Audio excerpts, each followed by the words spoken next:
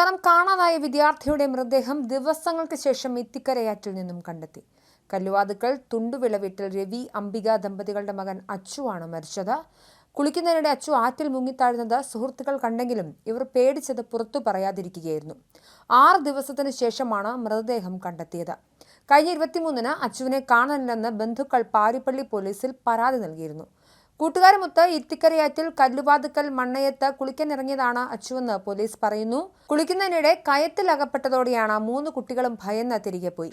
അച്ചുവിനെ കണ്ടെത്തുന്നതിനായി അന്വേഷണം ആരംഭിച്ചെങ്കിലും ആറ്റിലകപ്പെട്ട കാര്യം ഇവർ ആരോടും പറഞ്ഞില്ല.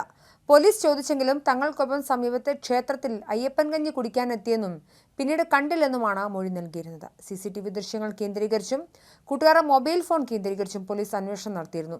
3 കൂട്ടുകാരുമൊത്ത് അടുതല ആറ്റിൽ മണ്ണയം കടവിൽ കുളിക്കാനിറങ്ങിയപ്പോഴാണ് അപകടമുണ്ടായത്.